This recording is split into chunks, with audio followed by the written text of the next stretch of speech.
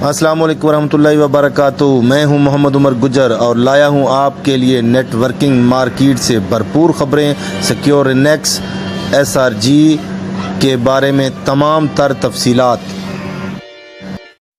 جی ہاں دوستو، کافی تصدیق اور سوچ بچار کے بعد میں لگا ہوا تھا، میں نے یہ خبر حاصل کی ہے کہ راجہ صاحب نے پروفیشنٹ 5 کے نامی ایک کمپنی ہے اس کے ساتھ یعنی اوپننگ کر دی ہے۔ ملک نوید کے بعد راجہ صاحب کی بھی کمپنی سامنے آ گئی ہے، اور سیکیورنیکس جو ہے وہ تو آپ لوگوں کو پتہ ہی ہے، وہ تو متنازع ہو چکی، وہ ابھی چلے یا نہ چلے۔ اور یہ بات میں یہاں پر کلیئر کرتا چلوں، راجہ صاحب اور ملک نوید ان دونوں کی علیحدہ علیحدہ کمپنی ہیں۔ یہ نہیں ہے کوئی یہ بندہ سوچے کہ ملک نوید اور ان کا آپس میں ان کی بھی راہیں جدا ہیں آپس میں۔ یہ اصل میں حقیقت خبر یہ ہے۔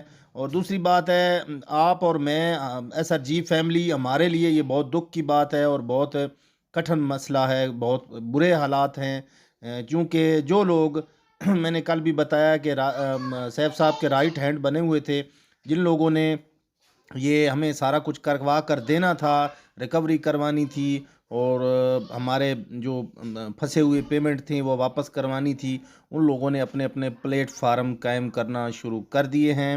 اور جس کی یہ میں آپ کو میں نے راجہ صاحب کی کمپنی کی تصویر بھی لگائی ہے۔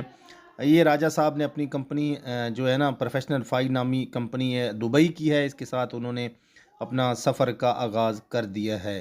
تو بہرحال ابھی سیف صاحب اپنے سٹینڈ پر قائم ہیں۔ بینک اکاؤنٹ پتہ نہیں کب اوپن ہوتے ہیں، 2 مہینے 3 مہینے لگتے ہیں، لیکن لیڈران جو ہیں وہ اپنے اپنے راستے لے رہے ہیں اور اپنے راستوں پر آگے بڑھ رہے ہیں۔ ابھی ہمارے لیے لمحہ فکریہ ہے، سوچنے کی بات ہے کہ ہم کہاں جائیں گے بیارو، مددگار چھوڑ کر یہ سینئر لوگ ہمیں جا رہے ہیں، اور دیکھتے ہیں کہ آگے کیا ہوتا ہے۔